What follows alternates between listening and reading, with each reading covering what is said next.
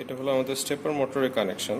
তো স্টেপার মোটরের কানেকশনে আমরা দেখতে পাচ্ছি প্রথমে এইটা হচ্ছে কি 7-4 সিরিজের আমাদের যে শিফট রেজিস্টার 74194 এই আইসিটা। তো এই আইসির পরে এরপরে এখানে যেটা আছে সেটা হচ্ছে কি ULN2003 আইসি।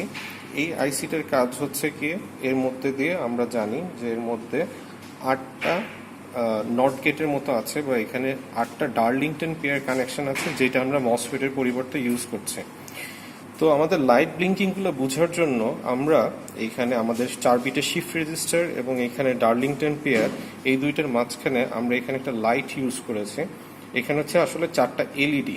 এই এলইডিগুলো দিয়ে আমরা বুঝতে পারবো কোন সময় কোন পালসটা দিচ্ছে এবং আমরা থিওরিটিক্যাল যেভাবে করে একটা বাতি অন অফ হওয়ার কথা সেভাবে অন অফ হচ্ছে কিনা আমরা সেই জিনিসটা দেখতে পারবো।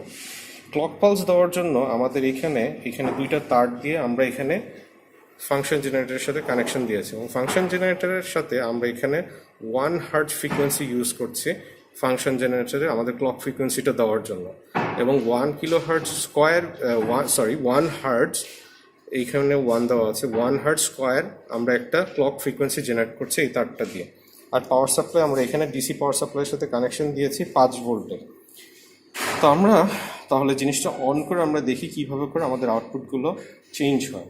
তো সেটা অন করার জন্য আমরা ফার্স্টে এই সুইচটা দিলাম, তাহলে আমাদের ফাংশন জেনারেটরটা অন হলো এবং আমরা আমাদের ডিসি পাওয়ার সাপ্লাইটা অন করলাম। এখানে 5 ভোল্টেজ দেওয়া আছে।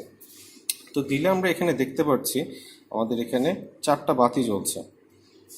আমরা এখানে দেখতে পাচ্ছি আমাদের এখানে 4টা বাতি জ্বলছে।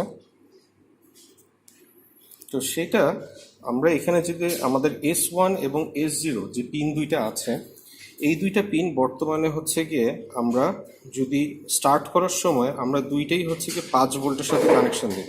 5 ভোল্টের সাথে কানেকশন দিলে আমরা এখানে দেখতে পাচ্ছি আমাদের লাইট দুইটা জ্বলছে এবং বাকি সবগুলো লাইট অফ। তো লাইট অফ থাকা অবস্থায় আমরা এখন যে কাজটা করতে পারি সেটা হচ্ছে গিয়ে আমরা আমাদের লাইটটা অফ করে দিলাম জাস্ট বোঝানোর জন্য যে এখানে দুইটা লাইট যে জ্বলছে এটা বুঝতে পারছি আমরা। তো আমরা আবার আমাদের লাইট অন করে তো আমাদের এখানে দুইটা বাতি জ্বলছে। তো S0 S1 এই দুইটা আমাদের 1-1 পজিশনে দেওয়া আছে।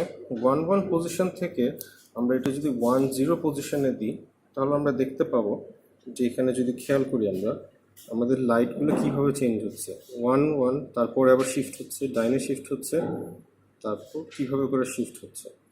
এবং এই অবস্থায় আমাদের স্টেপার মোটরটা আমরা যদি খেয়াল করি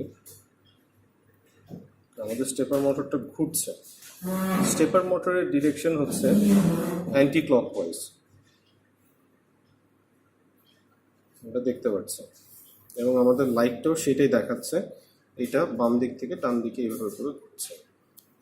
তা আমরা আমাদের S0 S1 এর সিকোয়েন্সটা যদি চেঞ্জ করে দিয়ে আমরা এখন জাস্ট এটা শিফট করে দিব, এইটা 1-এ দিব এবং এটা দিব হচ্ছে কি 0-তে। তো এই অবস্থায় আমরা দেখব এখন লাইটটা আমাদের উল্টা দিকে ঘুরছে। আগে বাম দিক থেকে ডান দিকে যাচ্ছিল, এখন আমাদের ডান দিক থেকে বাম দিকে যাচ্ছে। তো এই অবস্থায় আমরা যদি দেখি আমাদের স্টেপার মোটরটা ক্লকওয়াইজ ঘুরছে।